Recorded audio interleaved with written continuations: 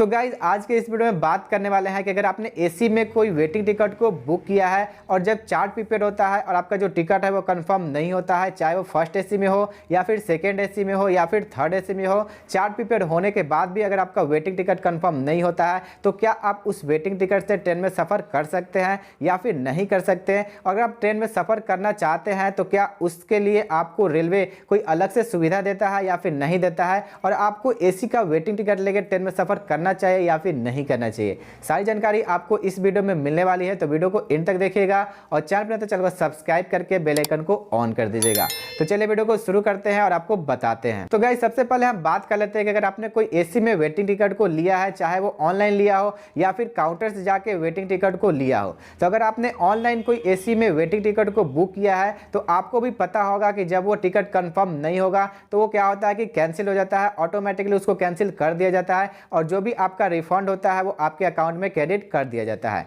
लेकिन अगर आपने काउंटर से कोई एसी में वेटिंग टिकट को लिया है और जब वो कंफर्म नहीं होता है तब भी आप उस पर सफर कर सकते हैं, वो वैलिड होता है क्योंकि उसको कैंसिल नहीं किया जाता है। तो अगर आपका जो वेटिंग टिकट है एसी में, अगर वो चार्ट प्रीपेड होने के बाद भी अगर कंफर्म नहीं होता है और अगर आपने उसको ऑनलाइन बुक किया है तो आपको तो निश्चिंत हो जाना चाहिए क्योंकि आपका जो टिकट है वो कैंसिल हो जाएगा और उसका जो है रिफंड वो आपके अकाउंट में आ जाएगा। लेकिन अगर आपने काउंटर से जाके एसी में वेटिंग टिकट को लिया है तो आपको ये पता होना चाहिए कि वो जो टिकट होता है वो ऑनलाइन कैंसिल नहीं होता है, वो वैलिड होता है, आप उसको लेकर ट्रेन में सफ़र कर सकते हैं। लेकिन आपको ये भी पता होना चाहिए कि एसी में अगर आपने टिकट को बुक किया है और जब वो कंफर्म नहीं होगा तो आपको सीट नहीं दी जाएगी। जी हाँ दोस्तों, जैसे नॉर्मल टिकट होता है स्लीपर में, वैसे ही एसी का भी वही रूल है कि अगर आपका टिकट कंफर्म नहीं हुआ तो आपको कोई भी एक्स्ट्रा सुविधा नहीं दी जाती है। आपको जाना है तो आप जाइए, नहीं जाना है तो मत जाइए, आपका जो टिकट है वो कैंसिल नहीं होगा। अगर आपको नहीं जाना है तो आपको जाके उसे कैंसिल करवाना पड़ता है। जब आप उसको कैंसिल करवाएंगे तो आपका जो भी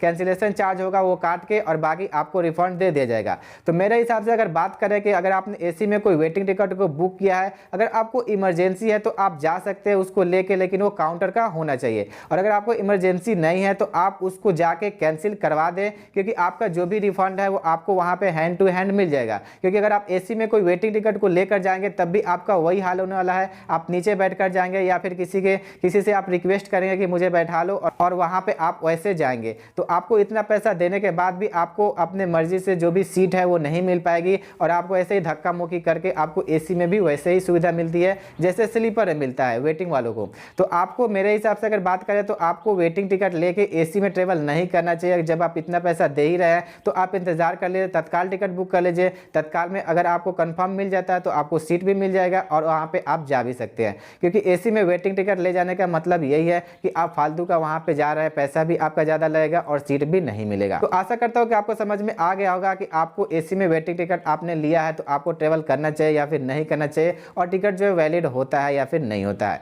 तो वीडियो अच्छा लगा तो वीडियो को लाइक करिए और चैनल पर तो सब्सक्राइब करिए। मिलते हैं अगले वीडियो में। जय हिंद।